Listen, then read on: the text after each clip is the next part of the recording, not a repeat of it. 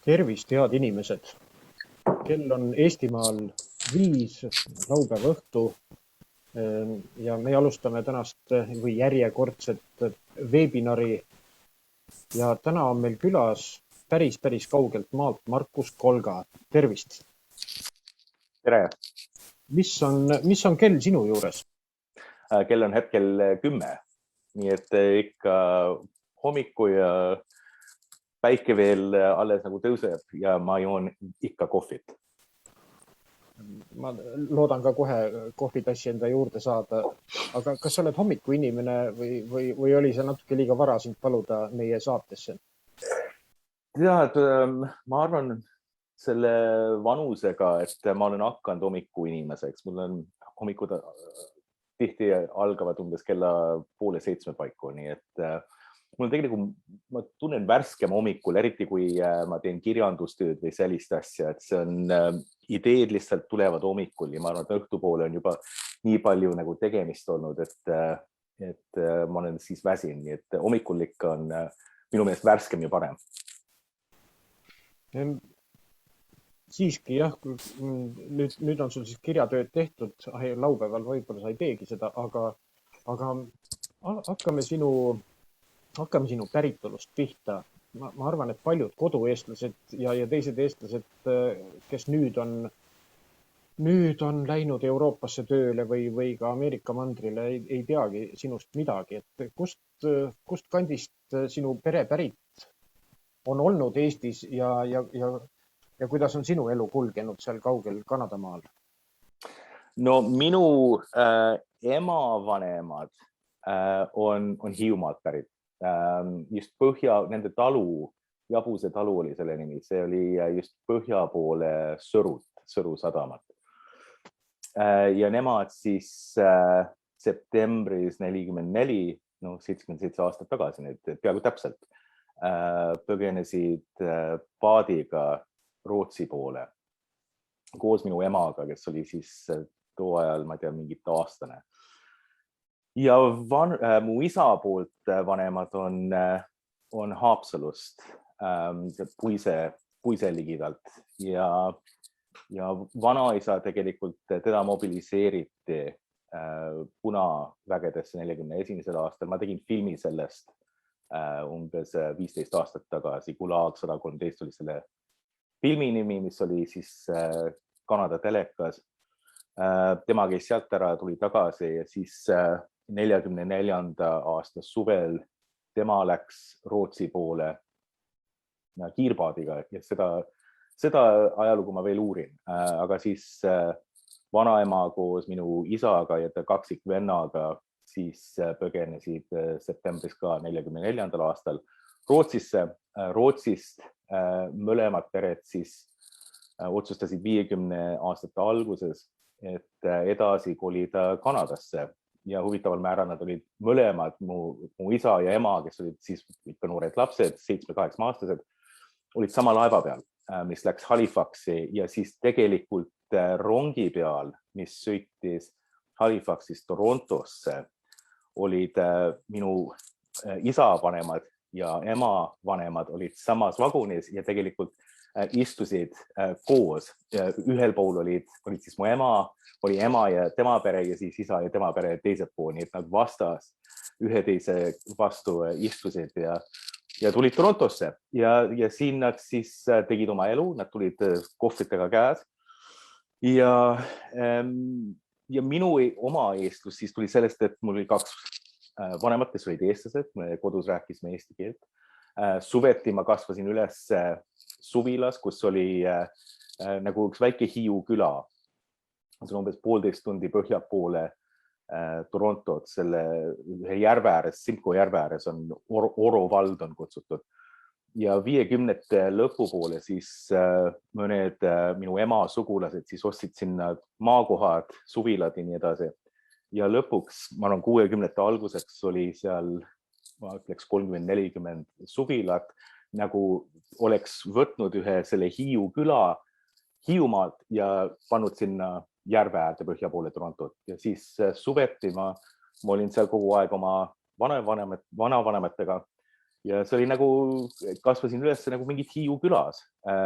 Mehed seal tegid külasauna iga nädalavahetus, minu vanaisa saunas. Ja nii, et ma kuulsin, kuidas nemad seal käisid saunas, jõid õlut ja lobisesid oma vahel poliitikat ühte ja teist.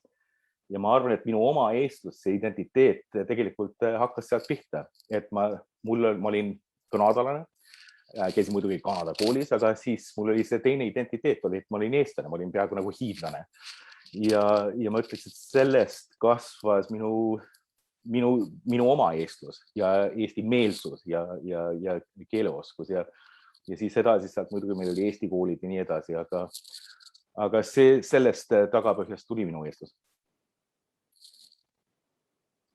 Sinu eesti keel on minu arust haruldaselt hea ja sa oled kuskil seda vist kirjutanud ka või mingis intervjuus öelnud, et eesti keel oli teie peres ääretult tähtis ja et sa rääkisidki vähem inglise keeles kui eesti keeles või on mul valesti meelde jäänud? Ei, seda küll. Nagu ma ütlesin, et esimeseks aitäh, see on väga kena, et te kiidate mu eesti keelt, aga see on ikka minu köögikeel on meil, millega ma üles kasvasin. Aga ma ütleks, et kuna ma nagu suveti olin nii palju oma vanavanematega, siis seal ma kogu aeg rääkisin nendega eesti keelt ja muidugi vanematega ka oli eesti keeles.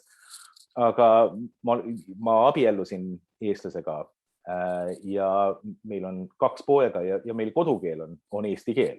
See on lihtsalt naturaalne. Minu abikaasa kodukeel üles kasvamas oli ka eesti keel. Nii et see on naturaalne, et me kodus räägime omavahel eesti keelt ja oma lastega ka. Ja mis on tõesti haruldane on, et minu pojad, üks, kes just läks ülikooli 6 aega tagasi ja teine on ikka siin meil kodus ja käib koolis, tal on 2 aastat järge. Aga nemad omavahel, kui nad kokku saavad, nemad räägivad omavahel eesti keelt. Nii et meil on küll see keel on oluline olnud ja see on osa, meie tunneme oma eesti identiteedist, eestlusest ja eesti identiteedist ja eesti meelest. Nii et, ja me edasi teeme seda ja mul tundub, et mul poegadel ka vähemalt omavahel, kui nad räägivad meiega, see keel kestab edasi. Kas selle argument võis olla sinu lapsepõlves või nooruspõlves ka see, et rääkida keelt, et see on peale selle, et see on sinu vanemate ja vanavanemate keel, aga et see on huvitav või et see on põnev, et see on nagu salakeel mõnes mõttes või saite te seda kasutada salakeelena või mõtlen ma üle? Seda küll. See oli, kui nagu ütleme koolis, algkoolis ja eesti koolis oma eesti sõpradega. Sellepärast, et see oli ka, et jällegi mul on 2 identiteeti olnud. Üks ongi see Eesti identiteet ja Kanada identiteet. Kasvades üles, kui ma olin laps veel, siis oli nagu eesti keel oli mu esimene keel. Mina läksin kooli ja tegelikult mu pojad ka. Kui mina läksin kooli esimese klassi, mina ei rääkinud inglise keelt.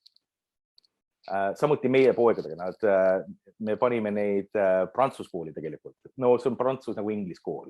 Suurem jagu õppimist on prantsus keeles, aga inglise keelt on ka. Ja nagu minuga, kui me viisime poisid kooli, siis õpetaja kutsus meid sisse, ütles väga aeglaselt inglise keeles, et tere tulemast Kanadasse, et teie poeg vist, tal on vaja abi oma inglise keelega. Ja meie kohe vastasime vastu nagu inglise keeles, see on ka meil nagu, muidugi me räägime inglise keelt täiesti normaalselt. Ja see õpetaja oli täiesti üllatatud, nagu minu vanematel ka, et siin on nagu kanadalased ja lapsed räägivad, ei räägi inglise keelt. Ja ma ütleks, et mul vanem pojaga, kuigi talle kindlasti ei meeldiks, et ma ütlen seda, tal on ikka väike aktsent tegelikult inglise keeles, kuigi ta on muidugi sündinud siin ja nii edasi. Et see on selles, nii et see on nagu, ma arvan, lapsepõlvena see keel oli ikka nagu väga oluline osa meie identiteedist jällegi, Eesti identiteet ja Kanada identiteet. Kui ma siis koolis olin oma Eesti sõpradega, siis oli tõesti mõnus, kui me käisime linnas või restoranides hiljem kõrtsudes ja nii edasi, kui sai nagu lobiseda eesti keeles ja keda ei saanud aru. Aga sellega oli ka, ei olnud alati nii. Ma mäletan ükskord, kui ma ei tea, ma olin 17-18 aastat vana, me olime siin Torontos metroo peal ja sõitsime, ma ei tea, kuhu see sõbra juurde, mis oli. Ja see oli üks imelik nagu vanem härra, kes istus, ma ei tea, mingis toolis seal ja me hakkasime oma vahel rääkima eesti keeles temast, et vaata, nagu natukene mõnitama ja no nagu noored teevad ja lihtsalt kommenteerisime tema peale. Ja tema peatus siis tuli ja seisis püsti, tuli meie juurde, ütles meile selges eesti keeles, et poisid, niiviisi rääkida teistest ei ole ilus. Ja siis astus minema ja siis oli tõesti piinlik. Nii et see oli tore, et oli nagu see salakeel meil, aga siis pidi ka Torontos ettevaatlik olema, kuna Torontos on tõesti väga palju eestlase. See on mingisugune praegu mingi naljakas kokkusattumus. Mulle just helistas üks tuttav muusik, pärimusmuusik või rahvamuusik Belgiast, kes on hästi palju Eestis käinud ja Viljandi pärimusmuusikafestivalil aastaid üles astunud ja ta helistas selleks, et öelda mulle, et ta oli Genti linnas läinud mingi tundmatusse, täiesti kõrvalisse, väga heasse džässkohvikusse ja kus turistid tavaliselt ei satu ja oli vist hakanud ka seal eesti keeles midagi laulma, nii-öelda võtnud mingi eestikeelse laulu üles ja siis tema lauas olid 2 inimest olnud. Me teame küll sind, et sa oled ju Viljandi festivalil korduvalt olnud ja kutsusid teda oma pulma. Nii et tõepoolest isegi eesti keelt rääkides peab vist maailmas, isegi terves maailmas imelik ettevaatlik olema, et mine tea. Äkki on veel seal mõni kodukandi inimene või sinu rahvusest inimene lähedal. Ja meil oli selline sama juhtumus oli, kui me käisime filmimas minu vanaisast seda Gulagi filmi. Me olime, ma ei tea, kusagil Tšerepovitsis, no ütleme põhja poolt Moskvat, sellepärast me sõitsime Tallinnast sinna Kotlasesse, kus mu vanaisa see laager oli. Ja sinna me sõitsime keskööd, me olime sõitnud terve tee Narvast Tšerepovitsi ühe päevaga. Ja hilja õhtul me olime seal mingit äärlinnas ja leidsime ühe parkla. No seal põhja pool Venemaal sa ei jäta autod lihtsalt tänava peale, ohtu on ja nii edasi. Nii et me sõitsime ühe parklasse, ühe teise auto taha sattusime ja siis sõitsime sisse, me hakkasime välja tulema, no need operaatorid ja helimehed ja nii edasi ja vanaisaga. Ja siis me kuuleme, et need teised, kes sõitsid sinna sisse ka räägivad eesti keelt ja vaatame, mida te teete, eestlased? Jah, mida teie teete siin? No mida teie teete siin? Et need eestlased, need tõesti meid on igal pool ja tõesti selle keelega tuleb ettevaatlik olla, et see nii salaja ei ole. Kui te Venemaal käisite oma filmi tegemas ja vanaisaga, kas sa oled õppinud ka vene keelt? Õppisin küll, ma õppisin ülikoolis 2 aastat ja siis vahepeal olen proovinud ka veel edasi õppida, aga ma ütleks, et see ei ole väga hästi õnnestunud. Et kui me käisime seal Venemaal, siis oli ikka, meil oli, no ma ei tea, eesti keeles on fixer, no ajakirjanikudel, kui nad võõral maal on, siis nad tihti võtavad peale ühe sellise inimene, kes oskab keelt ja kohalikku kultuuri ja käitumist ja nii edasi ja oskab tegeleda nagu kõikidega. Ja nii, et me võtsime sellise fixeri endale sinna kampa ja tema siis aitas selle tõlkimisega ja kohaliku nagu asjadega. Vene keel on jah ilmatu ilus keel oma ilusamates lauludes ja luuletustes ja romaanides ja ilusate inimeste suus on see ütlemata ilus keel. Nõus. Kui nüüd tulla keele juurde tagasi, eesti keele juurde, sinu eestluses või sinu identiteedis, Eesti identiteedis on keel äärmiselt tähtis. Aga kas saaks olla, see on hästi mustvalge küsimus, aga kui seda niimoodi küsida, kas saab olla eestlane ilma eesti keelt oskamata? Minul on siin oma arvamus olemas. Jaa, ei, no see on see on väga suur küsimus, see on fundamentaalne küsimus, et kes me oleme, mis see identiteet on, kes võib eestlane olla. Ja mina ka, ma arvan, mina mõtlesin aastaid, et seal on eesti meelsus ja eesti keel. Ja need on kaks olulist osa meie identiteedile, et keel on oluline ja see on tänapäevani oluline. Aga üles kasvades siin Kanadas ja vaadates, missugune meie see eestluskond on, mul on nüüd tulnud see arvamus, et see Eesti identiteet, kui see on meie rahvale tähtis, et meid oleks rohkem, ja kui hoida kokku on oluline, siis see keel, kuigi on oluline, et ta ei ole kriitiline. Et minu tunne on, et see on muutunud ja eriti viimase 10 aasta jooksul on, et see eesti meelsus on kõige olulisem osa sellest identiteedist. Mina ei tahaks nagu keerata kedagi või pöörata kedagi eemale või lükata kõrvale, kes ei oska eesti keelt, aga tunneb ennast eestlasena.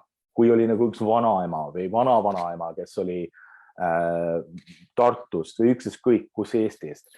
Et kui mina leian sellise inimese siin Kanadas, kes ütleb, mul oli pojal oli ülikoolis just see, et temal üks naaber ülikoolis, tema vanaema oli Eestist ja tema ka nagu proovib neid inimesi siis tõmmata juurde, et huvi tekitada oma eestlusest, et see inimene uuriks ja tunneks ennast eestlaseks.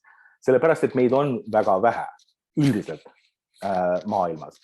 Ja seda rohkem, mis meid on, ma arvan, et see on ikka meie rahvale üks suur pluss, kui meil on rohkem eestlasi või inimesi, kes tunnevad ennast eestlaseks. No ütleme poliitilises kontekstis üldiselt on see lihtsalt parem. Nii et keel on oluline, nagu ma varem rääkisin, et meil kodukeel on eesti keel, me lastega räägime eesti keelt, mu venna tütrega me räägime eesti keelt, et see on meile tähtis. Aga me ei saa see, et ühel inimesel, kellel oli võib-olla üks vanavanem, kes oli eestlane, et tema ei oska eesti keelt või seda võimalust temal kodus võib-olla seda ei olnud. Ta vanemad ei tundnud, et nad tahaks eestlased olla, aga nüüd see inimene tahaks identifitseerida ennast eestlaseks ja tunda ennast eestlaseks, siis me peame sellega arvestama, et see keel, mitte et see kaob, aga et see keel ei ole kriitiline sellele ja jällegi, et eesti meelsus on kõige olulisem. Ma olen kuidagi väga nõus. Vaatamata sellele, et minu nõukogude lapsepõlves, ma mäletan Tallinnas, ma elasin Tallinnas, kui ma lasteaias ja koolis käisin, et kui me istusime taksosse, näiteks, isa oli hirmus taksoarmastaja, aga väga lühikestel maadel vahel ja siis oli Vene taksojuht näiteks. Neid taksojuhte venelasi oli hästi palju, siin 70ndate alguses on tänini ja nii kui taksojuht hakkas vene keeles rääkima, nii läks isa ka vene keelele üle. Ja ma ei saanud isa käest küsida, miks ta seda tegi. Ma arvan, et talle meeldis, see oli osa sellest oli empaatia, et olla teise inimese, panna ennast nii-öelda teise inimese olukorda. 2, see võis olla edevus, et sina ei pruugi eesti keelt osata, aga mina vene keelt oskan, et ma võin rääkida sinuga nii eesti kui vene keeles. Ja 3, mis võib olla, on see, et terve nõukogude aja mul on tunne, et oli palju inimesi, ma ei usu, et kõik, aga kindlasti oli palju inimesi, kes ei kannatanud välja aktsenti. Et kui sinuga hakati purssima eesti keelt või sinu emakeelt, see tundus nagu vale ja seetõttu eelistati parem rääkida ise halvas, näiteks vene keeles, kui et lasta teisel õppida meie emakeelt, sundida või panna ta olukorda, kus ta peaks sinuga rääkima sinu emakeeles. aga nüüd ma arvan, et on ka see Eestimaal muutunud, et me oleme, kui ikka Eesti on nagu maailmale selles mõttes lahti läinud, et me kannatame nii eesti keelt inglise aktsendiga, me kannatame välja eesti keele vene aktsendiga või Jaapani aktsendiga või Hiina aktsendiga, kuigi mingid häälikud jäävad puudu võib-olla. Et tõenäoliselt ka see Kanadas ei olnud, see aktsent ei olnud ka teie sõpradega, teiste eestlastega rääkides ei olnud probleem. Kui see meil Eestimaal oli veel probleem, siis teil see enam ilmselt probleem ei olnud, aktsent kui selline. Ei, see aktsent muidugi ei olnud, aga ma nüüd mõeldes tagasi, et ma arvan, et me käisime lapsepõlvena ühes haruldases laagris, mis siit põhja poole Torontot on Jõekäru lastelaager, mis on 52 või 3 aastast saadik olnud olemas. See on laager iga suvi. Vanasti oli ta 2 kuud, ütleme 60 või 70 aastatel. Aga siis, kui mina olin noorem, siis oli 4 nädalat suvel ja nüüd on veelgi.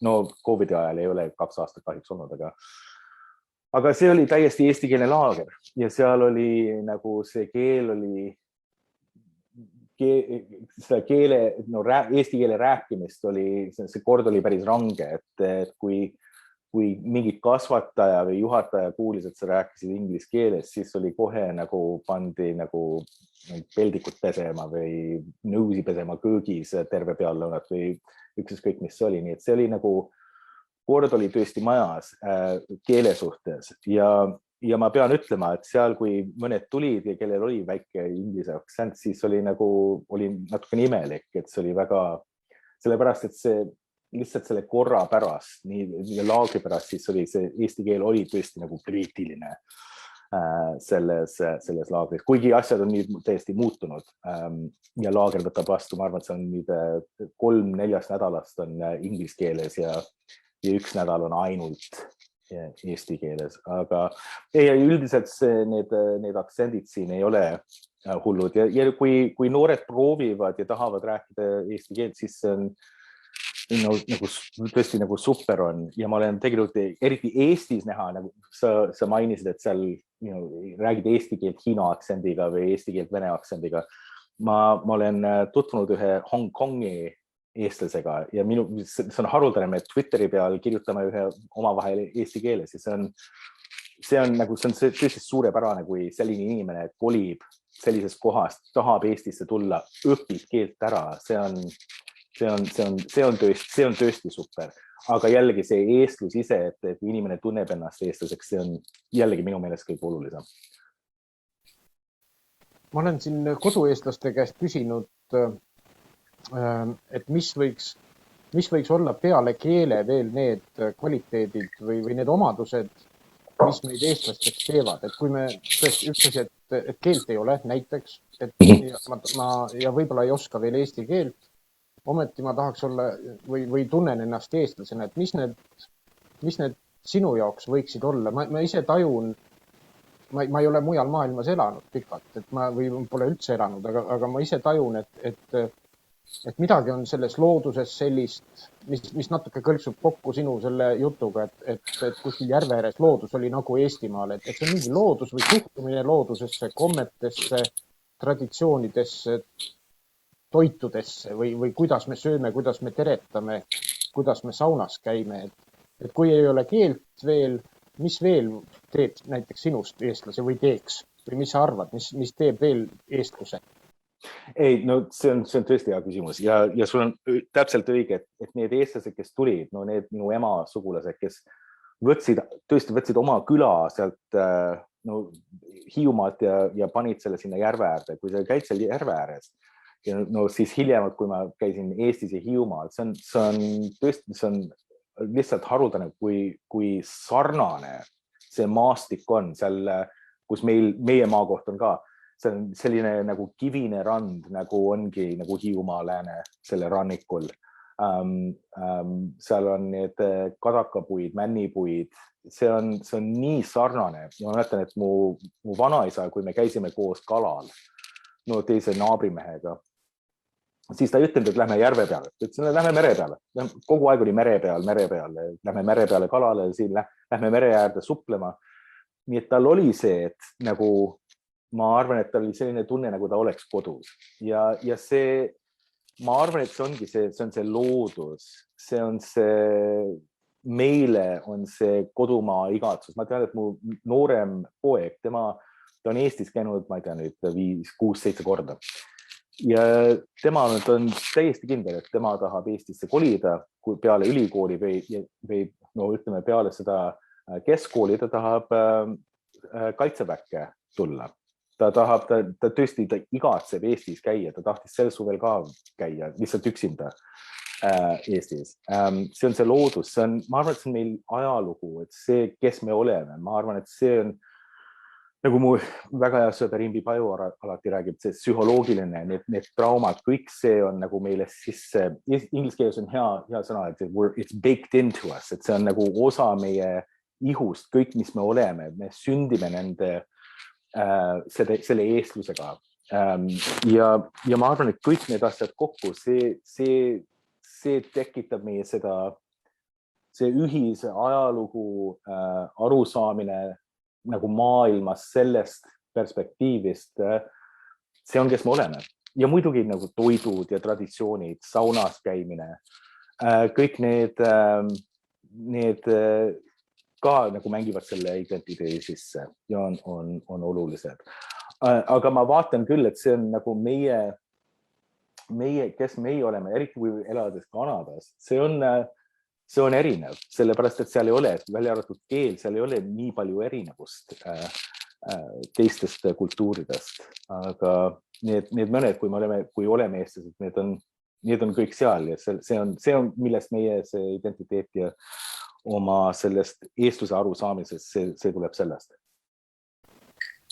Kui palju sinu kasvades, sa oled suhteliselt noor veel, aga kui palju sinu kasvades te teadsite Kanada ja ütleme, et siis Põhja-Ameerika põlisrahvastest, et või nende sarnasusest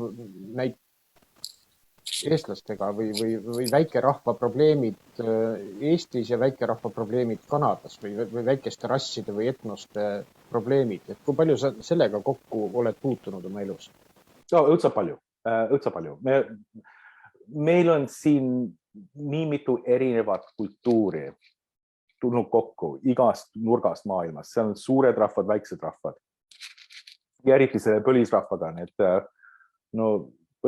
põlisrahvas ongi indigenous, kas ei ole olnud? No, indigenous ja põlisrahvas on sama sõna. Ütleme inglise keeles, eesti keele? Jah, umbes nii, jah. Et muidugi me oleme, ma arvan, noorepõlvest saadik, et kuna me puutume koolides nende inimestega ja õpime nende kultuuri seal ja selle indiaanlastega, põlisrahvaga, me kogu aeg õppisime nendest ja nende olukorrast ja seal on üldse palju sarnadust Eestiga. Selle, kuidas need inglased ja prantslased käisid siin, see colonization, koloniseerimine, kas oleks õige sõna? Ja, et see koloniseerimine oli, see protsess oli väga sarnane. Mis Eestis juhtus viimaste mitme sajanda aasta jooksul. Nii et meil on siin, ma arvan, meie eestluskonnal on selline väga hea arusaamine nende muredest ja ajaloost siin. Aga samuti, nagu ma ütlesin, teiste väikeste rahvatega ka, et siin on nii palju neid, kas on lätlased, leedukad, ukrainlased. Me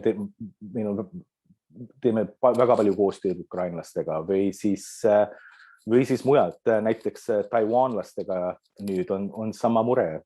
Taiwan on selline väga väike riik, muidugi väike saar ja selle kõrval on selline suur, päris hirmus valitsus, kes proovib seda ähvardada ja mitte üle võtta, aga kindlasti ähvardada. Nii et see väike rahvas, kes on siin, väike taiwanlaste ühiskond, kogukond, nendega me teeme väga palju koostööd. Nii et ma arvan, Kanadas elades, see on andnud meile väga palju võimalusi, et õppida teistest ja leida sarnadusi ja koostööd teha väiksemate rahvastega, kes on kannatanud nagu meie rahvas, aga kellel on sarnane olukord. Ma nüüd võib-olla natuke riskin natuke, kuidas ma ütlen, väga libedale pinnale astuda, aga mul on kuidagi jäänud mulje, et Kanada inimesed ja USA inimesed on, et Kanada inimesed on olnud läbi aegade oma väikerahvaste suhtes tolerantsemad või kuidagi hoolivamad. Võib-olla see tuleb mingi mulje, et on alles jäänud nii ingliskeelne kui prantsuskeelne Kanada ja seda pole USA-s. Jah ja ei. Ma arvan, et need on kaks väga erinevat kultuuri olukord ja see ajalugu on lihtsalt erinev. Ameerikas on selline, et kui immigrandid lähevad Ameerikasse, siis on see arusaamine, et sa oled lihtsalt ameeriklane. Et jäta sul seal on kaks identiteeti, nagu meil on siin, eestlased, kanadalased. Ameerikas on see, et sa oled number 1, sa oled ameeriklane ja see, mida sa teed, siis peale seda identiteeti okei. Aga oluline on see, et sa oled ennem ameeriklane. Kanadas on see erinevus, et siin need kaks identiteeti võivad koos olla sama tasemel ja sa võid tunda ennast kas eestlaseks või ukrainlaseks või portugaallaseks ja samal ajal oled sa kanadalane. Et ma arvan, et see on see erinevus ja ma arvan, et Kanada on mitmes moodi tolerantsem. Ma arvan, et Kanada on palju rohkem tööd, kui rääkida sellest põlisrahvast, see indiaanlastest. Me oleme, nagu ma arvan, et seal on õudselt palju probleeme veel nende suhtes, et seal põhjas on, nendel ei ole puhtat vett mitmel vallal või no ma ei tea, kas need on vallad või kuidas neid nimetada, aga seal on nagu puhta vett ei ole. Seal need koolid ei ole täiesti korralikud, et seal palju tööd teha, aga siiski meie valitsus on palju tööd teinud, et uurida, mis need probleemid on ja püüab vähemalt ja püüab edasi neid probleeme parandada. Aga vaadates tagasi, siis kui minu vanemad jõudsid Kanadasse 52 aastal, siis oli see nagu tolerantsusega, see kõik ei olnud nii hea, kui tänapäeval on. Näiteks minu isa, kelle nimi on Aare, tema, kui ta oli algkoolis, siis ta muutis oma nime, sellepärast, et teda mõnitati tema nime ja nii edasi, et tema oli pagulaskonnast ja nii edasi. Nii et ta muutis oma nime vähemalt Kanada koolis Daviks, mis on ka nagu Kanada pärane nimi. Ja kedagi koolis, vähemalt need, kes on nagu kanadalased, keda mina siis hiljem tundsin, kedagi ei kutsunud teda Aareks, ta oli alati Dave Kolga. Ja ma arvan, et teistel oli samad kogemused, et siin seda tolerantsust too ajal ei olnud väga palju, eriti meie pagulaskonna suhtes. Nii et, aga asjad on muidugi palju paremaks muutunud ja ma arvan, et tänapäeval on see üldiselt Kanada, no see on nii palju erinevust. Ma arvan, et selle diversity on ingliskeelne sõna. Ma arvan, et mitmekesine on see eestikeelne sõna, et Kanada on kõige rohkem mitmekesine rahvas või riik maailmas. Nii et seda tolerantsust on vaja. Jällegi, probleemid ikka on olemas, aga ma arvan, et üldiselt ma olen väga uhke selle üle, et Kanada on selline tolerantne riik ja võtab vastu kõiki ja proovib aidata eriti pagulasi, kes on ükskõik kus nad on ja võtab vastu nii palju erinevaid inimesi. See on väga positiivne. Jällegi ma olen väga uhke selle üle, et ma olen kanadalane. Tulekski nüüd sinu selle praeguse põhitegevuse juurde või mul on mulje jäänud, et see on sinu põhitegevus on Kanada valitsuse nõustamine ja üleüldse Vene asjades ja ka Vene totalitaarse ühiskonna poolt eest hoiatamine või ja totalistliku propaganda eest hoiatamine, et kas ma saan aru, et sa õppisid seda Venemaad ja Vene ühiskonda ja Vene poliitikat ka ülikoolis. Kust see soov sul tuli? Kas see on ka seotud sinu just selle ebaõiglusega, et su vanemad pidid Eestist ära või vanavanemad pidid Eestist ära tulema, et see totalitarism on sinu perekonna elu nii pööraselt muutnud? Absoluutselt. Ma arvan, et see ajalugu ja see, et tuhanded lahkusid Eestist ja kuidas Eesti ise kannatas okupatsiooni ajal, see on täiesti mõjutanud mind tänapäevani ja kõik, mida ma teen täna kas professionaalselt või aktivistina. Mul on selline, kui ma näen, et kellelgi on abi vaja, et siis kas on inimõiguste suhtes või ükskõik, siis mul on selline instinkt, et lihtsalt võidelda ja aidata. Ja ma arvan, et see tuleb sellest. Aga kus see Venemaa suhtes algas, oli 2007 aastal peale pronksööd. Et meil olid siin ka probleemid. No Kanada on ka kohutava infosõja all olnud, eriti viimase 5 aastas jooksul Baltimaade, Ida-Kesk-Euroopa ajaloo suhtes, et kogu aeg proovitakse eitada, mis Eestis juhtus, proovitakse eitada okupatsiooni, nii edasi. Et mida mina mõtlesin 2007, et oleks kõige mõistlikum mood Kanadas nagu vastu panna sellele, oleks aidata leida neid venelasi. Ja neid on väga palju, kes toetavad demokraatiat, inimõigusi, vabadust ja nii edasi. Ja et nendega koostööd teha, eriti Kanadas, et seletada, et see Putini Venemaa ei ole mitte ainukene Venemaa, et seal on üks teine Venemaa, mis on väga hea. See tähendab vene kultuur, söögid, inimesed, kõik, mis on hea Venemaast. Ja see on suurem jagu. Venemaa on üks väga, ma olen isiklikult, ma olen russofiil, ma ei ole russofoob.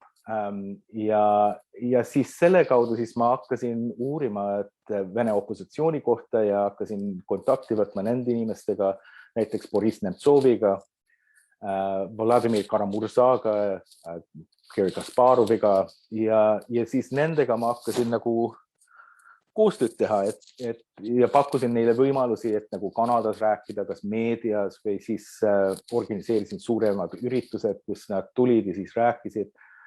Ja näiteks 2012 ma kutsusin Boris Nemtsovi siia Kanadasse ja ma ikka nädal aega olime koos. Ja siis ta rääkis siin Torontos Vene kogukonnaga, mis on väga oluline, sellepärast, et siin ei ole nagu Vene, meil on päris suur Vene kogukond Kanadas, ma ei tea, 400 000 inimest. Ja on tõesti oluline, et nad kuulevad nende teiste nagu selliste inimeste käest, missugune see olukord päriselt on Venemaal. Ja nii, et Nemtsov käis seal rääkimas, ma viisin teda Ottavasse, ta rääkis parlamendis seal ja ma arvan, et sellest ajast peale siis hakkas nagu Kanadas ja vähemalt valitsuses ja meedias tekkima nagu huvi selle teise Venemaa kohta. Ja samal ajal siis ma töötasin koos Bill Browderiga Magnitsky seadustega ja siin Kanadas ma siis ütleme 7-8 aastat tegelesin sellega ja mitte ainult toetasin, aga aktiivselt nagu proovisin Kanada valitsuses seda vastu võtta ja siis 2017 tegelikult valitsus võttis selle vastu, nii et kõik need aastad lihtsalt sellega ma olen tegelenud nende opositsiooni liidritega, Vene opositsiooni liidritega ja nii edasi. Sellest on mul need võimalused tekkinud, ütleme Kanadas, et et kirjutada meedias ja rääkida. Ma olen nüüd hetkel, olen ma vähemalt 3-4 korda nädalas raadios või telekas rääkides kas Hiinast või Venemaast, mis juhtub Ukrainast ja nii edasi. Et mul on see nagu privileeg olnud, et nende inimestega töötada nii kõrgel tasemel ja nüüd mul on nagu väga tänulikult, mul on see võimalus väga kõrge tasemel kanadalastega rääkida ja valitsusega rääkida ja võib-olla ka mõjutada, kuidas Kanada välispoliitikaga ja julgeolekupoliitikaga tegelevad, ütleme Venemaaga või Hiinaga ja nii edasi. Kui vaadata kodu-Eesti elu ja vaadata Kanada elu ja vaadata muud maailma, tuleb vist rääkida, kuigi ma ise ei ole selline rääkija. No näiteks kodumaal on meil Imbi Paju tõepoolest, kes pidevalt neid probleeme rõhutab, et totalitarism ei maga. Aga kuidas on nüüd äsja just peaministriks valitud jälle Trudeau, et kuidas tema näeb, kas ta on Venemaa suhtes sinisilmne või kuidas on üldse Kanadas, nii juhtkonnas, kas ollakse või muude totalitaarsete ühiskondade suhtes, kas ollakse sinisilmsed või on sinu tegevus ka midagi aidanud siin? No ma ei tea, ma loodan küll, et on aidanud. Näiteks selle Magnitski seadusega, seda võeti vastu ühe häälega parlamendis 2017. Aga see on ka, ütleks, ma lisaks selle viimase küsimusele ja esimese osa selle viimase küsimusele, et see on ohtlik töö ka siin, et hoiatada Venemaa ja Hiina suhtes, et toetada Magnitski seadusi ja eriti kui selle infosõjaga tegeleda. Ma olen isiklikult nüüd 3 korda tõsiseid surmaähvardusi saanud.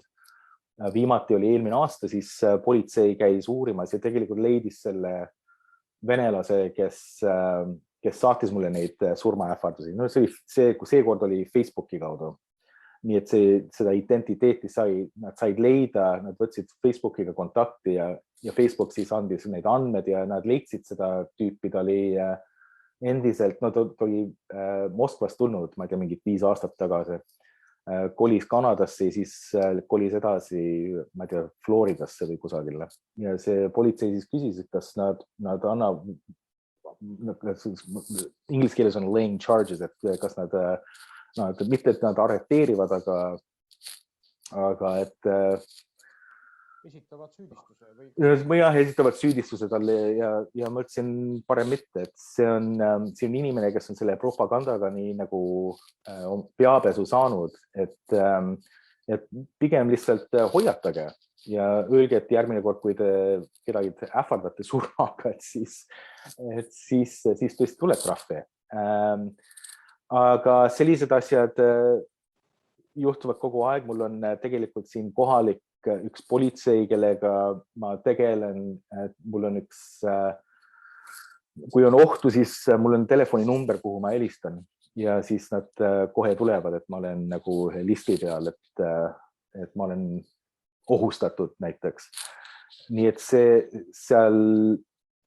et seda tööd teha, et infosõjaga nagu selle Vene infosõja vastu, Hiina infosõja vastu võidelda ja inimõiguste poolt võidelda, seal on need maksud või need ohud võivad päris suured olla. Aga siis teise küsimuse kohta, et Trudeau kohta, tead, mul on selline tunne, ma olen nüüd küllaltki palju aastaid tegelenud Kanada poliitikuga, eriti välispoliitikaga. Ja ma kardan, et ta ei pane tähele. Ma kardan, et ta väga palju ei hooli sellest, ta ei muretse, ta ei mõtle Venemaast, ta ei mõtle Hiinast, ta ei mõtle totalitarismusest. Ta räägib küll, et ta toetab inimõiguse, aga ma kardan, et see just nii ei ole. Me kõik teame, mis Afganistanis juhtus viimase kuu jooksul ja ma proovisin seal naisliiderid ja kohtunikku ja mõned koolilapsi aidata ja mul oli lootus, et Kanada, kuna peaminister räägib kogu aeg, kuidas ta toetab inimõiguste, eriti naise, et mul oli lootus, et me saaks neid panna ühe meie lennu peale, mis evakueeris teisi kanadalasi. Ja need lennud läksid augustikuus pooltühjalt ja lihtsalt mingit tähelepanu ei olnud, nii et ma olen veidi pettunud ausalt öeldes selles kontekstis vähemalt praeguse peaministriga. Aga ma ütleks, et vähemalt järgmised 2 aasta jooksul, kui ta on peaminister, ma ei arva, et asjad muudavad, ma arvan, et Kanada edasi juhiks seda NATO missiooni Lätis. Ma ei arva, et ta otsib aktiivselt mingit koostööd Venemaaga. Ma arvan, et seal on küllaltki palju inimesi seal valitsuses, eriti meie asepeaminister Chrystia Freeland, kes on Ukraina päritoluga ja on väga tuntud ajakirjanik. Tema saab väga hästi asjast aru. Nii et niipealt, kui asepeaminister on kohal, Chrystia Freeland on kohal, ma arvan, et vähemalt Venemaa suhtes peaks kõik päris hästi minema. Kas sa ei muutu selliseks õnnetuse kraaksujaks? Et ei saa enam rõõmsalt ja rahulikult, ei saagi elada, aga muudkui hoiatad ühiskonda, et teistpidi vandenõuteoreetik. Ma ka kardan seda, et mul rõõmu ei ole. Ei, no ikka, kui sa tegeled selliste asjadega, siis on muidugi kogu aeg on see nagu mingit mure ja näed, kus võidelda. No meil praegu on, ma aktiivselt teen tööd mis on advocacy? Advocacy on ingliskeelne sõna, et sa aktiivselt toetad. See on nagu lobitöö, aga ta ei ole just lobitöö. Kas see on mingit eestikeelset sõna? Nõustamine. Nõustamine on, okei. No siis ma proovin nõustada ühe isiku poolt on Hiinast Uigur, üks kanadalane, keda Hiina võttis kinni 2006 aasta ja ta on sellest ajast saadik olnud vangis. No need süüdistused olid täielik nonsense. Igatahes on olnud 2006. aastast saadik olnud Hiina vangis, ta pere ei ole teda näinud ja 2015 aastast saadik ei ole Kanada valitsus ka mingit sõnumit saanud, kas ta on elus või kus ta on. Igatahes meil just lasti lahti 2 isikut, Michael Spavor ja Michael Kovrig, kes on olnud nüüd 3 aastat Hiina, nad on pantvanglased, kuna meie hoidsime üks Meng Wanzhou, kes on Huawei CEO. Igatahes neid 2 kanadalast just lasti lahti, neid pandi lennuki peale ja nad tulevad nüüd koju. Aga see, keda mina toetan, ta nimi on Hussein Jalil, ta on ikka seal vangis. Nii et mul on tegelikult terve päev, terve hommik nüüd ja nüüd peallõunat ma proovin nõustada ja räägin meediaga, et nad ei unusta selle teise ära. Nii et see on pidev töö, et teiste eest võidelda, see on väsitav. Ja ausalt mul ei ole puhkust olnud 2018 aastast saadik, aga kui asjad lähevad hästi mõnikord, kui sa suudad kedagi aidata, see hea tunne on, see paremat ei ole. Ja ma arvan, et see, et jällegi teisi aidata, ma olen nii kaua seda teinud ja see on mulle isiklikult nii oluline teha, et ma teen seda edasi. Ja ma kardan ka, et kui sõpradega saan kokku, ma nüüd sihilikult teen kindlaks, et ma poliitikast ja eriti maailmapoliitikast ei räägi, kui lähme sauna sõpradega ja nii edasi, et siis on lihtsalt lihtsad asjad nagu aiapidamine ja mu herned ja tomatid ja nii edasi. Nii et ikka seal mingit rõõmu ma leian ja mingit erinevat asja rääkida ka. Sa kunagi ju tegid Eestis, sa ise kirjutasid mulle, et sa tegid bändi ja sa oled mänginud rockbändis või oli see pop-bänd või pop-rock-bänd Kanadas. Et kas sa nüüd äkki meele rõõmuks ei saa, äkki võtad kitarri kätte uuesti? kui sa oleks teatnud, siis ma oleks toonud oma kitarri, mul on mitu tükki keldris ja ei, ma mängisin mitu aastat mängisin ja Eestis ka Ülle Summeril üks aasta mängisime ja tegelikult lindistasime oma plaati, Megapopi plaati linnahallis, nii et jah, see oli ka oluline osa minu elust ja ikka identiteedist, aga järgmine kord ma kindlasti võtaks oma kitarri välja ja mängiks ja järgmine kord, kui ma tulen Eestisse, siis ma hea meelega tooks kaasa ja me võiks koos mängida. Muidugi, aga ma praegu isegi mõtlesin rohkem seda, et kui sa sauna lähed ja sõpradega, et sa nüüd. Ei, absoluutselt. Ja see on, ma ütlen, kõige, mul meeldib aiatööd teha ka, et kui ma nagu aiatööd teen, siis see klaarib nagu aju ära. Ma olen hakanud rattaga sõitma ka, ma käin iga teine päev umbes 25 kilomeetrit rattaga, mis sellega ka aitab, aga tõesti mul on kitarre ja mitte liiga nagu music nerdy olla, aga mul on üks Gibson akustiline kitarr, mida ma ostsin 3 aastat tagasi. Ja selle hääl on nii, see toon on nii nagu rikas ja lihtsalt seda võtta ja mängida tund aega, see rahu, mida see toob nagu psühholoogiliselt ja füüsiliselt ka. Ma tunnen ennast nagu, et need mured nagu sulavad ära, kui ma võtan selle kitarre kätte. Või siis nagu klaveri taga ka mängin, aga eriti kitarriga mängida, see on väga hea meditsiin sellise stressi jaoks, ütleme. Kui sa vaatad Eesti elu ja Eesti elus ei tee meilegi paljud tendentsid rõõmu, kellele teeb rõõmu, kellele mitte, et selline polariseerumine ja ma ütleksin ikkagi sellise viha selline ägenemine, mis on toimunud inimeste vahel, et kas see on ka sind Eestist mõnes mõttes peletanud või seda Eesti idealismi jahutanud? Sa ütled, et su poeg tahab Eestisse tulla või sidudagi ennast Eestiga, et kas sa sealt kaugelt Kanadast muret ei tee? Mul on see on keeruline vastata. Jah. Ma ei ole mures oma poja suhtes, lasta, kui ta läheb kaitseväkke ja teenib ära oma 8 kuud või mis on. Et minu meelest see oleks väga hea tema jaoks. Ta on selline poiss, kellel on vaja aktiivne olla ja ta armastab Eestit nii õudsasti, et ta näeks seda, elaks seal ja tunneks seda füüsiliselt endal ümber, siis see oleks hea. Aga ma olen väga mures Eesti suhtes, selle polariseerimise suhtes. Eriti need viimased pimedad aastad, kus olid need äärmus parempoolsed võtsid üle.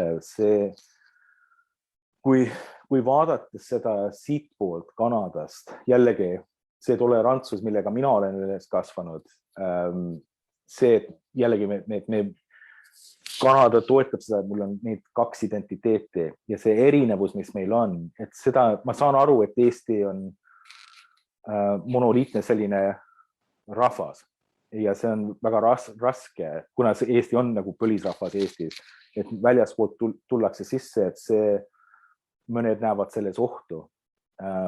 Aga sellegi poolest need numbrid üldiselt ei ole, ma ei arva, et see esitab nii palju ohtu. Aga see, kuidas need mõned parteid on selle vastu reageerinud, kas on immigrantide suhtes, eriti LGBTQ kogukonnaga, mul on see nagu väga raske aru saada. Ja kus ma olin, ütleme, ja meie olime oma perega, olime väga uhked olla, ja oleme edasi uhked eestlased, aga kus võisime väga uhked olla 10 aastat tagasi, kus Eesti oli nagu selline särav eestvedaja Euroopas korruptsiooni vastu, tehnoloogia suhtes. Ma arvan, et viimaste aastate jooksul see maine on muutunud ja tänulikult on teatud isikud, kes on nagu võidelnud edasi selle eest, et päästa seda mainet. Näiteks president Kaljulaid, ma arvan, on väga nagu hästi oma tööd teinud ja Eestit toetanud ja seda mainet toetanud. ma arvan, Toomas Hendrik Ilves, kus olid nagu väga, ütlen, Eesti maine võttis väljaspool, ma ei tea, kas eestlased saavad sellest aru, aga väljaspoolt siin nagu Eesti sai, see maine sai suure löögu selle, no ütleme nende äärmus parempoolsete poolt ja see, et Toomas Hendrik Ilves siin nagu edasi nagu võitles selle Eesti nii edasi, see oli ka nagu suur toetus. Ja ma ütleks, et minu oma tööga, et seda Eesti huve nagu nende eest võidelda Kanadas ja üldiselt välismaal, see töö muutis nagu tükk maad raskemaks. Nii et ma olen väga mures Eesti suhtes ja ma loodan, et see poliitiline olukord paraneb kuidagi viisi, kuigi ma vaatasin täna hommikul ERR-i peal need reitingud ja tundub, et asjad võib-olla ainult hetkel on muutumas. See polariseerimine käib edasi kahjuks ja ma ütleks, et see on väljaspoolt vaadates, see teeb mind eestlasena nagu kurvaks ja ma olen päris mures. Sama tunnen minagi, aga ma millegi pärast arvan, et kui et sinu töö hoiatamine sellise ajupesu eest ja üleüldse, et selle ajupesu vahendiks on ju internet, et ma ei räägi nüüd interneti ärakeelamisest, aga ma arvan, et kui interneti reeglid tõesti saavad või kui see olukord läheb nii välja kannatamatuks mõlema poole jaoks, ma arvan, või polariseerunud poolte jaoks ja kõigi, et ilmselt inimkond peab kuidagi selles interneti vabaduses kokku leppima, et kuidas kontrollida valesõnumeid ja kuidas tõendatud informatsiooni liikumist soodustada, et tõenäoliselt sinna läheb veel, ma arvan, mõni aasta, aga mul on tunne, et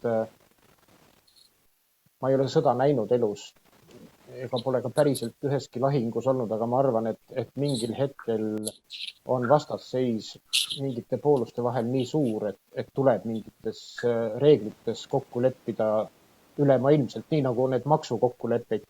Meedia kohta ja interneti kohta ja kuidas see nagu avalik suhtlemine käib, et ma olen harjunud sellega, kuna ma kirjutan tihti, ütleme, kas Beijingi suhtes või inimõiguste suhtes või eriti Venemaa suhtes, et need trollid tulevad kogu aeg mulle kallale. Ja ma olen nüüd aastaid oma lastega, me teeme nalja, vaatame neid kommentaare, et mis on kõige õudsam. Et kui loll on isa, keda ma esitan ja nii edasi.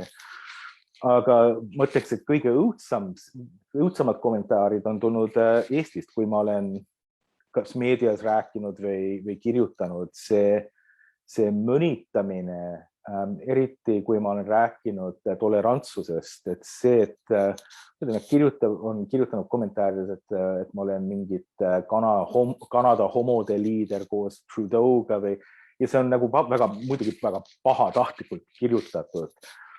Seal küsimus, et kas ma olen päris eestlane, et ma ei räägi eesti keelt küllaltki hästi, et siis ma ei ole eestlane või üksis kõik, et see on tõesti nagu jube.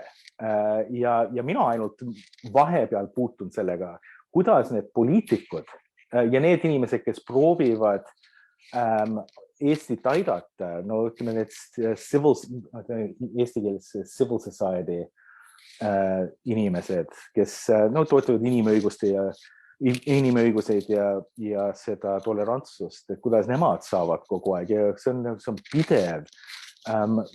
Ma ei tea, kuidas nad seda tööd edasi teevad ja nad on väga julged, et nad teevad edasi. Näiteks Toomas Hendrik Ilves, kuidas tema seisab nende väärtuste eest.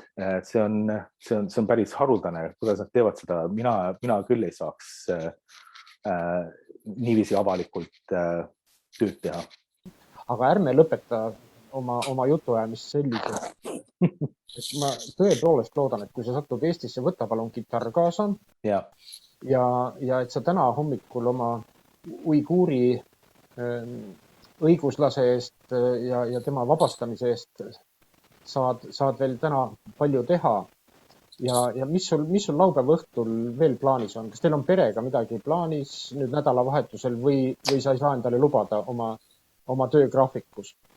Ei, ongi. Meil on tegelikult, ma lähen nüüd Läti saadikuga, saan korraks kokku, siis õhtul ma lähen oma abikaasa vanemate juurde, kes nüüd varsti kolivad.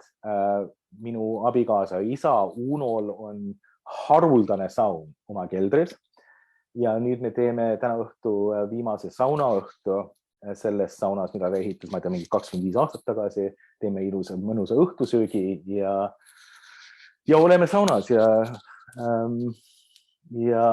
mõnusalt oleme seal perega koos.